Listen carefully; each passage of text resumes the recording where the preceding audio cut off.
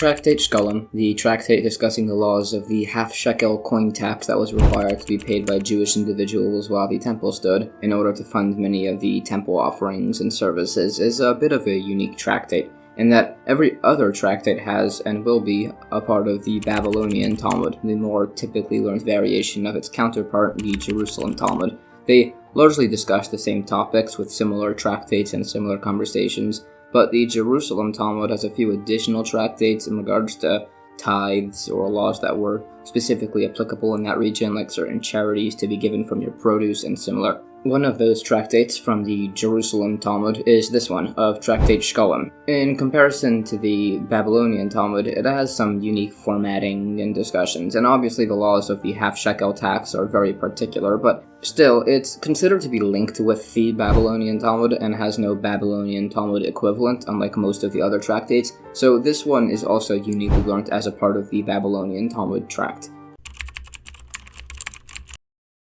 Chapter 1 will begin by discussing these laws of this tax. The first Mishnah says, on the first of the Hebrew month of Adar, announcements were made about the requirements to give this half-shekel tax, and also to be careful in regards to the laws of kilayim, forbidden plant mixtures. On the 15th of the month of Adar, as will be mentioned later in Tractate Megillah, cities which had walls by the time of Yehoshua have the Megillah scroll, the Book of Esther, read for them by the holiday of Purim, and they also start repairing roads, streets, and mikvahs, attending to the public needs and whatnot. They mark the graves, which will be explained, and they inspect the fields for forbidden plant mixtures. The Gemara says that the Shekalim tax announcement is made on the 1st of Adar, so everybody will have time to bring in their coins, which are then taken out from the temple on the 1st of the next month, Nisan. It cites some verses as source for this. Sometimes there's a leap year, in which case there are 2 months of Adar, Adar 1 and Adar 2, referred to as Adar Aleph and Adar Beis respectively. There is debate as to which of these 2 months the Shekalim announcement would occur on if there's such a leap year. It's said to be the 2nd month in all regions due to concern of procrastination. It then talks about how the evil inclination coerces people into doing not good things related to the topic of procrastination, and it speaks about how it convinced people to donate their valuables to the golden calf, and then it also brings the verses which source a lot of this discussion. It also clarifies points by the reading of the Megillah scroll on the holiday of Purim, that most people read it on the 14th of Adar, and people from walled cities read it on the 15th, but they can also do it on the 14th, and it's done on the 2nd month of Adar only during the leap year. Generally, in regards to these 2 months, mitzvahs that are done during the 2nd Adar are not done in the 1st, despite for eulogizing and fasting, which are prohibited on both the 14th and 15th of both months, even though Purim is only celebrated by the 2nd month. There's also argument by documents that we write the 1st Adar by a 1st Adar and by a 2nd Adar. Some say you just write Adar, some say you write the 2nd Adar. It also goes through some of the public needs which were taken care of on this date also, trying monetary or capital cases, taking care of the Sota ceremony, purifying the Mitzorah, and many others. It also explains the points of marking gravestones with lime to mark locations of impurity, and it says some verses as source. It also says we don't mark just dead flesh that's lying around, as that decomposes. New Mishnah. We said previously that inspectors are sent out to find if there are improper plant mixtures in the fields. It says that originally the inspectors would just uproot the plants and give them to the farmers. Then it kept on becoming an issue, so they would just toss the plants onto the roads, and eventually they just made it that they declare the whole field ownerless. The Gemara explains this process that they just stopped pulling out the plants for them, as the farmers were just happy that they were getting free weeding of their fields. And it also lists sources that the court is allowed to declare other people's fields ownerless, and it gets into a discussion as to whether or not such a field is exempt from tithes. We bring sources which show that it is, in fact, exempt. New Mishnah. Back to the half-shekel tax. On the 15th of Adar, money changers would go out to the provinces to exchange their currencies for the half-shekels. On the 25th of Adar, they would go to the temple. From this point, they would take pledges for people paying late, which could be taken by Leviim, Yisraelim, converts, and freed slaves, but not from women slaves or minors. And if a father pays for his minor son's half-shekel tax, he shouldn't stop doing this until his son becomes an adult. We don't force Kohanim to pay their pledges to promote peace, which will be explained. There's actually argument based on verses if Kohanim are obligated to pay this tax in the first place, or if it's only optional for them. The Gemara says we don't extract a pledge from a minor, but you can demand it from them. If the minor in question is fully prepubescent, we don't even demand that he pays this tax, and we only start extracting a pledge from people once they turn 20. It says we don't extract pledges from Kohanim as we want to treat them respectfully. The verses as sources are discussed. New Mishnah. We don't seize collateral from women, slaves, or minors, but if they want to contribute to the half-shekel fund, we accept it. We don't accept coins for this fund from people who worship idols or from Kuthians, nor do we accept certain offerings to the temple from them either. Generally, we accept things that are vowed or donated from them, but otherwise, if the donation is for the upkeep of the temple, we don't. We bring verses as sources. There's also the kolbun tax, which was a small addition sometimes added to the half-shekel tax, and was obligated to be paid by Levitim, Yisraelim, converts, and freed slaves, but not Kohanim, women, slaves, or minors. If someone donated a shekel on behalf of a Kohen woman, slave, or minor, they are still exempt from the additional kolbun tax. If you donate a half-shekel for yourself and for someone else, you're obligated to pay 1 kolbun. Others say you pay 2. If you contribute a Mishnaic era Selah, which is worth 2 biblical shekalim, and you take 1 shekel change, you'd be liable to pay 2 kolbanes.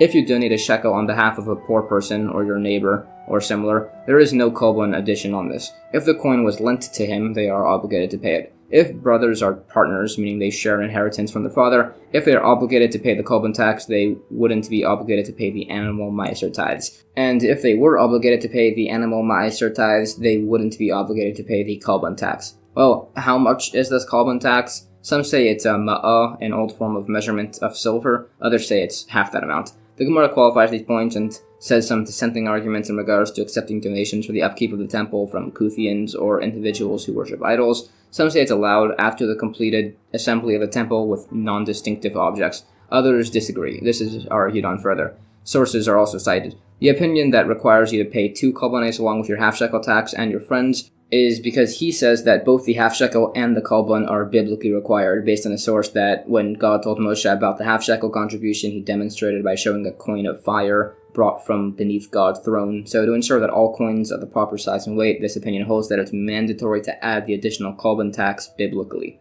The remaining points are also further discussed. It also discusses the points on the animal ma'aser tithes by brothers that share an inheritance and says some disagreement as to what's exactly done with the kolbanes fund. Some say it was put as part of the shekalim fund, others say it went to the voluntary offering fund, others said it was used to buy gold sheets as plating for the temple, some said it was used as the fee for the money changers, and others said it was used for the money changers' travel expenses. And that's the end of chapter 1.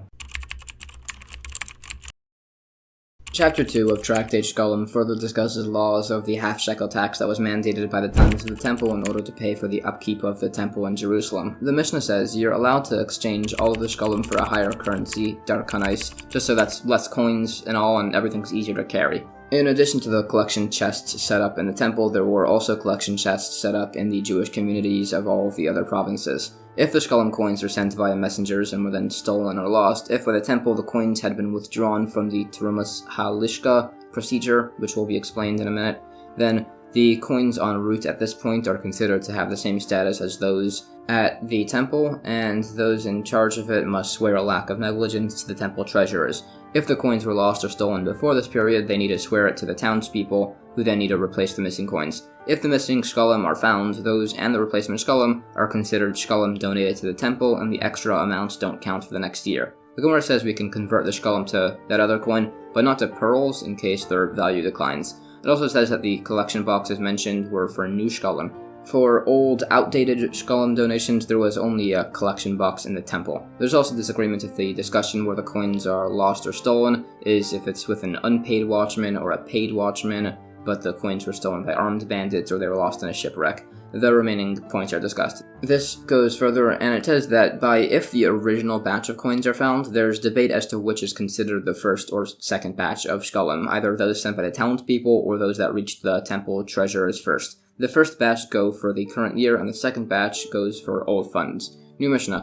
If somebody gave another person a shekel so he can go and fulfill his obligation on his behalf, but the guy uses the shekel for himself instead, if this was after the teruma with these coins had been withdrawn, the person is guilty of me'ilah, using temple property for personal benefit. If you contribute your shekel from funds that were consecrated to the temple, and then the teruma is withdrawn from the coins he donated and used to purchase an animal offering, he has also committed me'ilah, using temple property for personal benefit. If you paid your shekel with ma'aser sheni tithe funds, or with shavi'is tithe funds, you have to eat food of a corresponding value, which will be explained. The Gemara qualifies these points and says that the point on eating food of a corresponding value after using Ma'aser Sheni tithes for your shekel obligation, what this means is that you should take a coin and say that the Ma'aser Sheni funds should be deconsecrated and should instead go to this coin, and then the Ma'aser Sheni can just act as a shekel for the tax. New Mishnah. You cannot donate more than the obligated half-shekel tax, as the verse says, the rich man shall not add. If someone is saving up coins and says that they will be his half-shekel donation, but when the time comes he finds that he has too much, Beis Shammai says the excess is used for voluntary communal offerings, while Beis Hillel says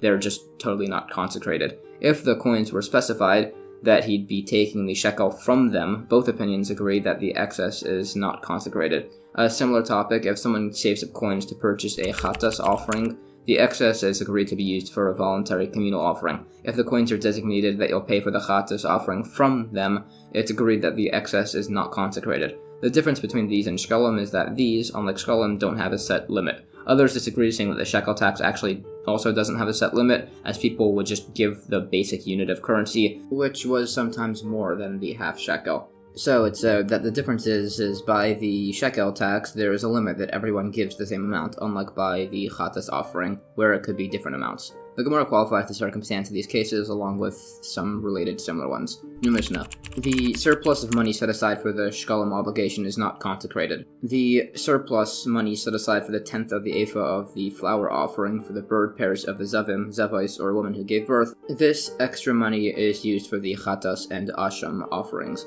By all of these, the surplus is put in a chest in the temple for voluntary communal offerings. Generally, an offering which is brought for sin or guilt, the surplus is put in this chest. The surplus from the Ola offering is used for Ola offerings. The surplus from the Mincha offering is used for Mincha offerings, and the surplus for the Shalomim and Passover offerings are used for Shlomim offerings. The surplus money used for poor Nazirs is used for poor Nazirs. The surplus of a private Nazir, who set aside money for his sacrifices and had leftovers, is put in the voluntary communal offerings chest. The Gemara says that if somebody takes his shekel and then dies before it's given to the treasury, it's put in the voluntary communal offering chest. There are related surplus laws by the temple discussed. This goes on a bit further. New Mishnah. The surplus for the funds of the redemption of captives can be used to redeem other captives. The surplus of the funds to redeem a specific captive is given to that captive. The surplus funds for the poor are given to other poor people. The surplus for a specific poor person is given to that individual. Surplus from the funds for the burial of the dead are used for other dead people. If the funds were for the burial of a specific dead person, it's debated. Some said it should be given to his heirs. Some said it should be just held in stasis until Mashiach comes. Some say they should be used to build a monument on his grave. The Gemara says that if money is collected to bury somebody, and then you find out that he had money to bury himself, the money is given to his heirs. This is debated along with other points. It also discusses two sages who would argue about topics and how they became upset with one another for some listed reasons. It also expounds on a related point. It says that there's no generation without mockers, and describes how even by King David, people would mock him, asking when the temple would be built, even though they knew it would only be built after his passing. But King David wasn't upset, as he knew that his son would build the temple and bring many offerings, but God still preferred his charity and deeds more than any offering, which is based on the verse. And that's the end of chapter 2. Chapter 3 of Tractate Shekalim further discusses the laws of the half-shekel tax on the Jewish people during the times of the temple. The Mishnah says that the coins were all deposited in a chamber in the temple, and portions were withdrawn at specific times during the year to purchase the communal offerings. Coins were withdrawn 3 times, 15 days before the holiday of Passover, 15 days before the holiday of Shavuos, and 15 days before the holiday of Sukkot. Some say these are also the dates of the separation of the animal ma'aser tithes, while others say that that's done on the 29th of Adar, the 1st of Sivan, and the 29th of Av.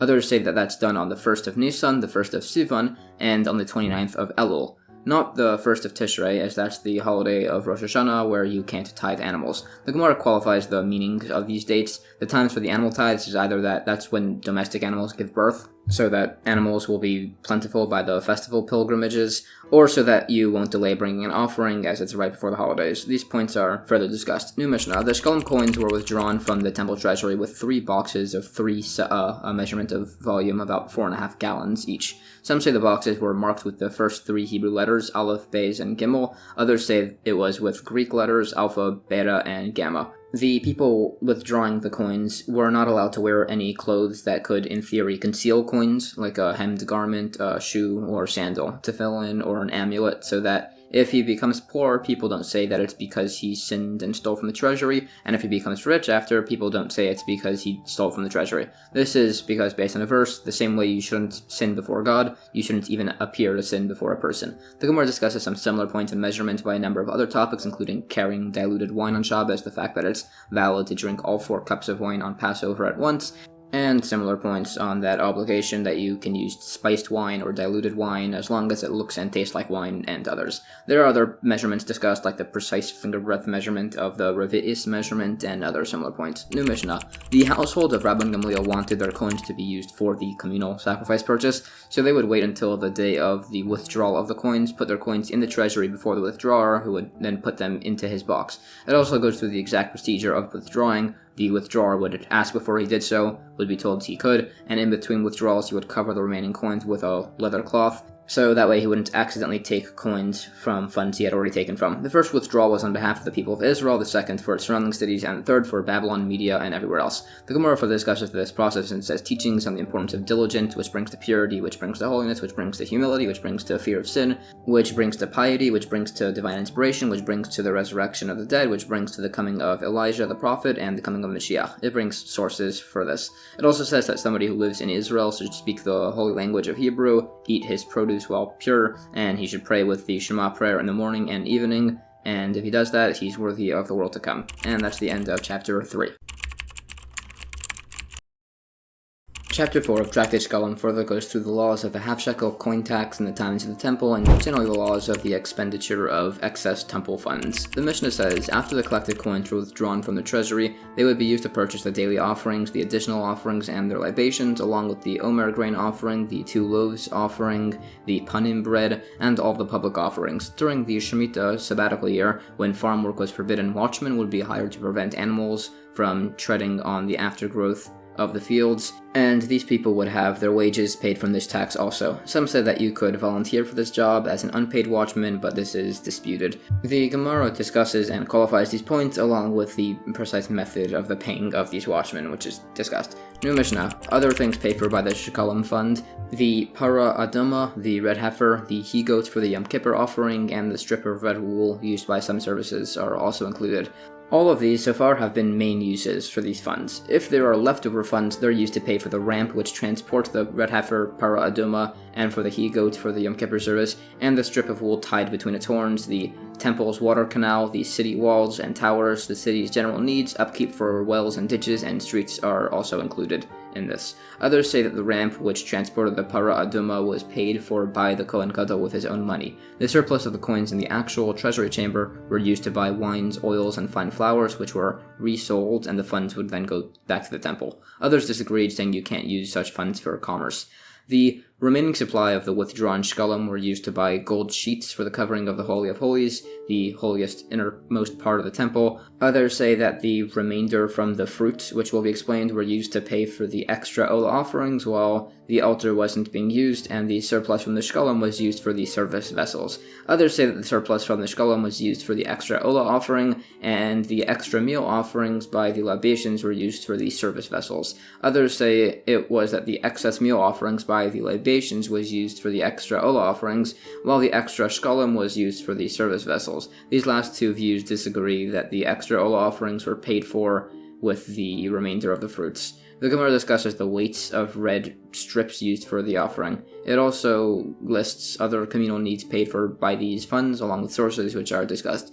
It also discusses proofs if the Kohen Gadol would pay for the transport ramps of the Paraduma himself, which were made with great wealth. The fund that we said was the remainder of the fruits. Some say this is profits earned from the sale of the consecrated wine, oil, and flour purchased with excess funds. Others disagree and list other excess funds. New Mishnah. If there was leftover incense in the temple for the coming year, they would deconsecrate it and give it as wages to the temple artisans. They would then repurchase it with the half-shekel funds, giving the artisans their payment, and the temple usable incense. The funds used the new half-shekel fund if it was brought in on time, before the 1st of Nisan. If it was brought after, they'd repurchase the incense from the old shekel tax withdrawals. The Gemara discusses opinions on this practice in regards to its allowance and permissibility. New Mishnah. If you consecrated your possessions without specifying what they're for, and among them were items that could be used for communal offerings, they should be given to the temple artisans as wages. Others disagree and say you should do the same deconsecration shekel fund swap to pay for them. If among the consecrated possessions were animals suitable for the altar, male and female, some say the male offering should be sold for the needs of the Ola offering, and the female should be sold for the needs of the Shlamim offering, so everything's going towards the temple upkeep. Others say that they should actually use them for the actual offerings. Others say that you would only do this if he didn't specify what the possession should be used for, and if he did, you'd allow the first opinion.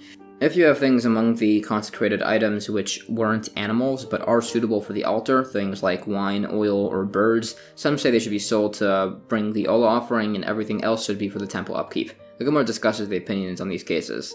They're debated for a bit longer, and this discussion brings us to a new Mishnah. In regards to the temple treasury's purchases of wines, oils, and flowers for certain offerings, the prices would be set and agreed on every 30 days. If someone accepted upon himself to supply fine flour to the temple at a rate of 4 se'ah weight per selah coin, and the price of flour rose, so now it was 3 se'ah per selah, you pay it at its original price of 4 se'ah per selah. If it was at 3 per selah and the price fell, so it was 4 per selah, he needs to supply the flour at the new lower price, as the temple treasury always has the upper hand in these deals. If the flour got wormy or the wine soured, the seller covers the loss, as the seller doesn't get fully paid until the goods are actually offered on the altar. The Gemara says that the Kohanim would offer these goods immediately so they wouldn't go bad and the seller would be able to be paid in full. And that's the end of chapter 4. Chapter 5 of Tractate Shekalim further goes through the laws of the half-shekel tax and also lengthily discusses the practices, funds, and offices of the temple. The Mishnah lists the 15 different administrators of the temple, their names and identities, and what exactly they were in charge of. For instance, Achia presided over the flour and oil offerings by the libations. Pesachia, who some say was actually Mordechai from the Purim story, presided over the collection chests for the pairs of bird offerings. Ben Gever was in charge of locking the gates. The house of Avitnas produced the incense. Pinchas would dress the Kohanim, and many others. The Gemara says that obviously over the 420 years that the Second Temple stood, there were many different people in charge of all these positions. Some say that these men listed were singled out as they were the most upright of all of them. Others say it's just a list of those who were in charge at the time of the writing of this Mishnah. It also says some praises of the other great sages, such as Rabbi Akiva and his teachings, and all those that taught and ordered the Torah. It also says how, compared to the scholars of earlier generations, the scholars of this one were far inferior, some saying that they were not even comparable to the donkey of the sage, Rabbi Pinchas ben Yair, about which a story is told that it was stolen but refused to eat, so it was left, came back, and would only eat food that was properly tithed. It also talks about Pesachia, possibly Mordechai, who is renowned for speaking 70 languages, which it lists some examples of his knowledge in translation. It said Ben Achia, who was in charge of the health of the Kohanim, as the Kohanim would walk barefoot on the stone floor of the temple and eat a ton of meat and water, so they often had intestinal issues, which he would cure by giving them certain wines. It goes through the other jobs, like Nechaniah, the digger of ditches, and a story about a righteous man who would dig ditches and pits so those who passed by could have water, and his daughter was going to her wedding, but a flooding river swept her away, so the sage Rabbi Pinchas ben Yair said that the same way he had honored God with water, it should not be that he should be cut down with water, and the daughter managed to get to safety and was saved. Some said that an angel in the form of this sage saved her. The other jobs of the temple, the wick adjuster, the one in charge of the cymbals, and the one in charge of the singing, who it says about how he was exceptionally talented in this, and the others are all spoken further about. It also says about the house of Avitnas, who were in charge of making the temple spices, that they had a special, unique recipe for it that caused the smoke to go straight up, and it was not able to be replicated by anybody else, and they refused to share the recipe, as they knew the temple would one day be destroyed, and they didn't want the incense recipe to be used for idolatrous practices. Their family and those they'd marry would also not use perfume, so that way people wouldn't suspect that they were using their special incense recipe on themselves. This is described further. It goes through the other jobs and says that once one of the Kohanim who was in charge of dressing the others dressed a military officer who gave him a lot of money for his service. New Mishnah, in the temple there can be no less than 7 supervisors and 3 treasurers, and no less than 2 officials in regards to financial authorities, besides for Ben Achia, the individual in charge of the health maintenance of the Kohanim, and Elazar, who was in charge of the curtains. Both of them worked by themselves, but that was fine as majority of the public accepted this. The Gemara gives the source for these points, and it goes over the exact process of the sealing of the treasury's money in its chamber, which is sealed by the treasurer, then the supervisor, then the Kohen Gadol, and they all have to inspect their seals when they want to open it up. It also says that Moshe was extremely wealthy. Some say as he was allowed to keep the fragments remaining from the carving of the second tablets, which were made of sapphire. Some say it was because God made a quarry of gems and pearls in his tent, and this is discussed. New Mishnah, there are 4 types of tokens given in the temple: a small piece of parchment with a stamp on it, given as proof of payment for an offering, which was then provided to those in charge to receive an actual offering. They were marked calf, ram, kid, and sinner, depending on the type of offering purchased. Some say there were actually 5 types, the last 2 being for poor sinners and rich sinners. The calf token was used for the libations accompanying a cattle offering. The kid token was used for libations accompanying a kid offering. The ram token was used for libations accompanying a ram offering. And the sinner token would be used for libations of the animals of the Mitzara leper.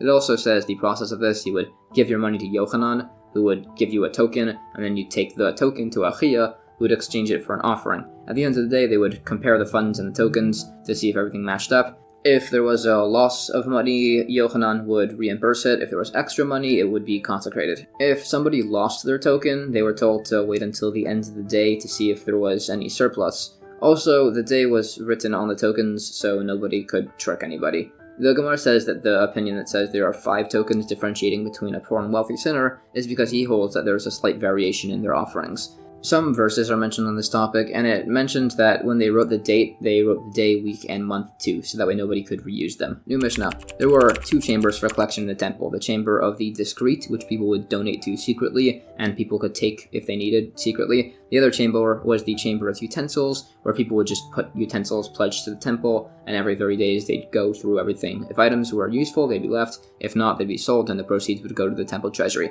The Gemara discusses points on the importance of giving charity, especially in secret, to avoid embarrassing the recipients. It mentions once that the sage Reb Chanina Bar Papa would go around at night secretly distributing charity, and the chief of the evil spirits confronted him for entering another's property, so he said that it was to give charity, and the spirit ran off. There are other similar stories about the importance of giving charity. It says how the sage Nacham Ishgamzu delayed giving charity to a poor man, and the poor man died, so he prayed that he should become blind with non-functioning hands or legs with lots of physical suffering, and it occurred. There are several other similar stories and points. And that's the end of Chapter 5.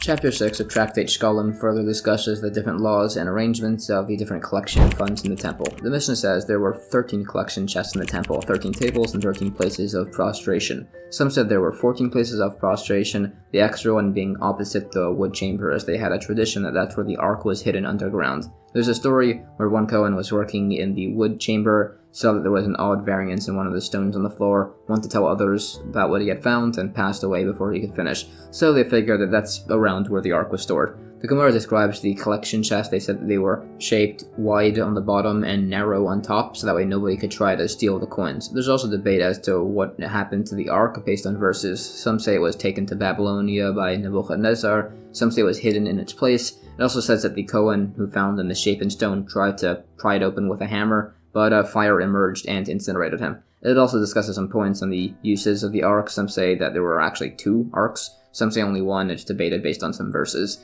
There's a bit more discussion on the ark and on the usage of the anointing oil, and some laws in regards to the anointing of kings. It also discusses how the 4 tablets fit into the ark, along with the Torah scroll, by using the measurements of the ark, which is debated. It also discusses the making of the ark. Some say it was 3 boxes, one inner of gold and an outer one of wood, then another outer one of gold with a rim of gold above to cover the top. Some say it was 1 box that was coated with gold. It also discusses the tablets of the 10 commandments. Some say it was 5 commandments per tablet. Some say it was 10 on both. Some say 20 per tablet, with the commandments being written twice on each one. Some say it was 40, with 4 sets of commandments on tablets. The opinions cite verses which imply their opinions. Some say on the 10 Commandments. Besides for the commandments, there was also all of the related commandments of the Torah written next to them. Their placement in the Ark is further debated, and it says a teaching that the 10 Commandments were given to Moshe as white fire inscribed with black fire, made and crafted totally of fire. As the verse says, from his right hand he presented the fire of the Torah to them. New Mishnah. The different locations of prostration in the temple were done 4 in the north of a courtyard, 4 in the south, 3 in the east, and 2 in the west. It also lists the names and locations of all the temple gates. The Gemara further discusses their placements and says that by Mashiach, based on verses, a spring of water will come from the temple, and it describes its placement and uses.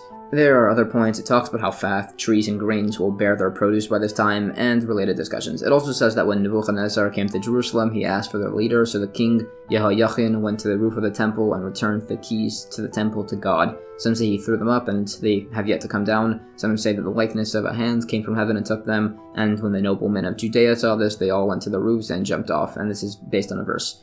New Mishnah. There were 13 tables in the temple, 8 of marble in the butchering place, which were used to wash the animal innards. 2 were west of the ramp of the altar, 1 of marble and 1 of silver. The marble one they would place the animal limbs on, and the silver table was used for the service vessels. 2 were in the antechamber near the temple doorway, 1 of marble for the lechem hapanim, the showbread, when it was brought in, and a gold one for when it was brought out, because you always want to go up in manners of sanctity. Finally, there was 1 last table of gold in the temple, where the lechem hapanim bread stayed continually.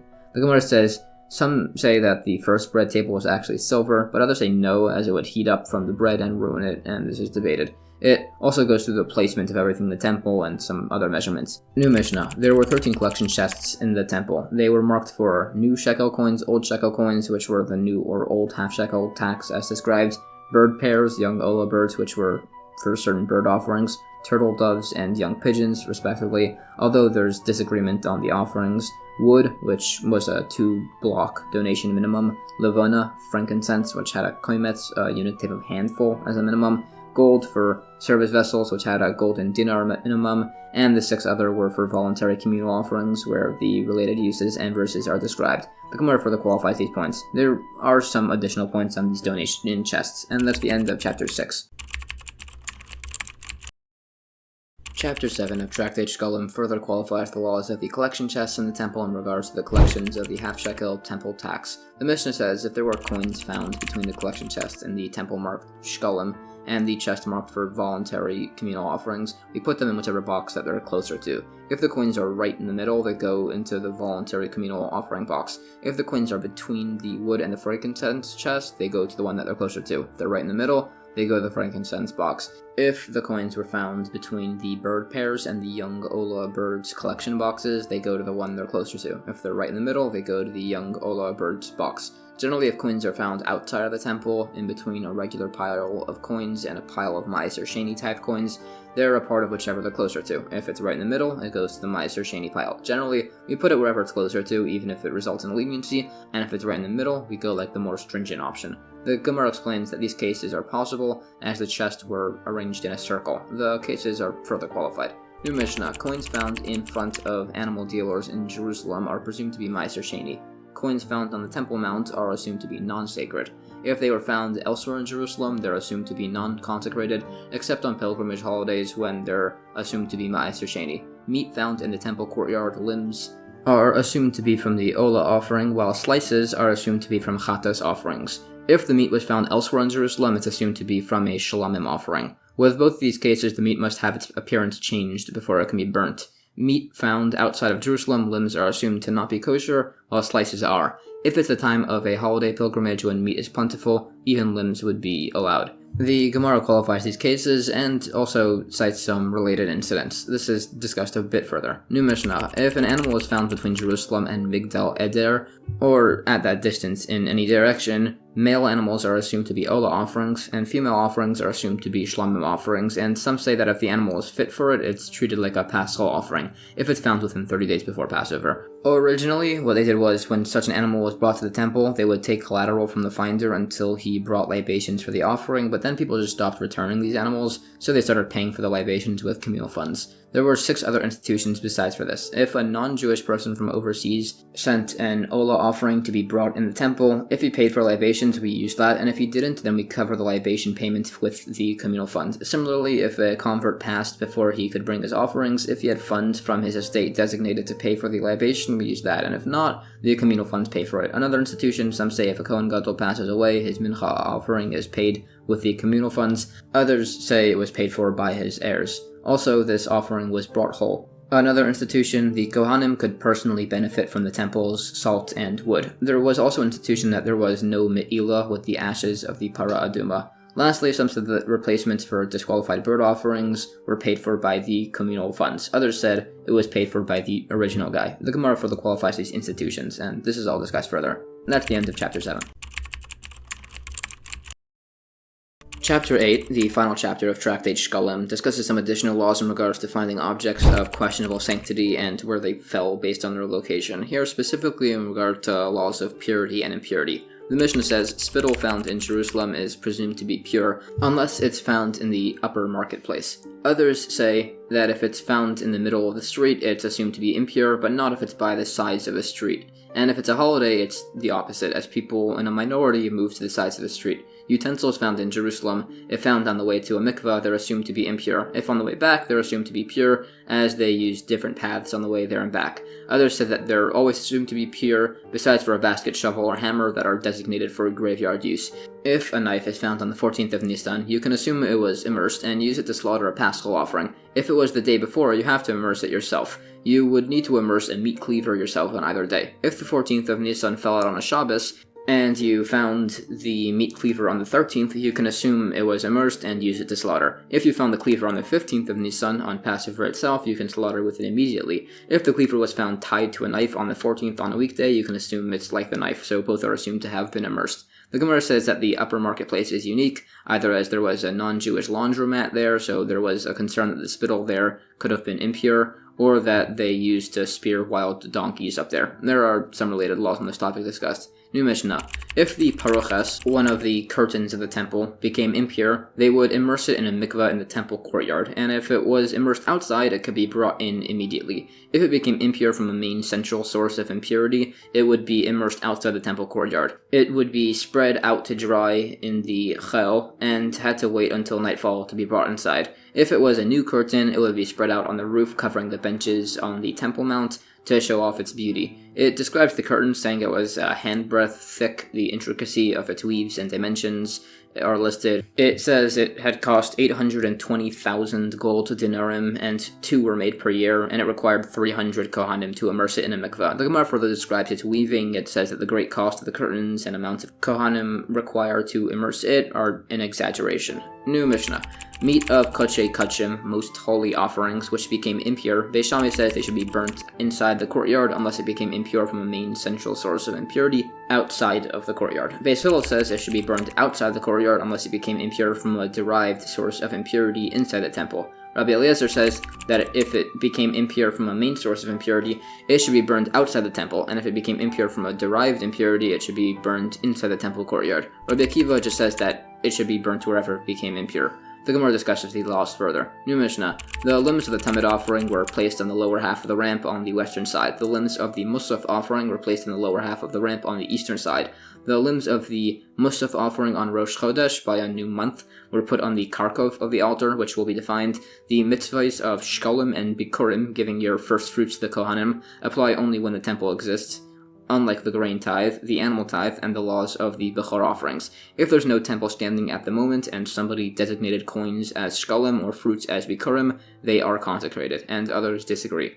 The Gemara says that the karkov of the altar was the strip between the altar horns where the Kohanim would walk. It gives further definition as to many of these offerings. In regards to consecrating coins when there's currently no temple standing, it's not really done, and if you did, the coins should be thrown into the Dead Sea so you don't have any problems of them accidentally being used. It also debates this in regards to the Half-Shekel offering and the institution that we don't require a convert to set aside coins for a bird pair offering until the temple is rebuilt, and we rule that the consecration of Bikurim does not take effect, but the consecration of Shekalim actually does, so they must be disposed of. And that's the end of chapter 8 and the entire Tractate Shekalim. Alright, that was a lot of information, so here's a rough summary of a lot of the practical takeaways from this tractate. In the times of the temple, there was an obligation to give a half-shekel coin as a tax to the temple treasury every year. There were many collection chests in the temple, all with particular delineation for all of them, and also for the usage of their funds and for their excess funds. And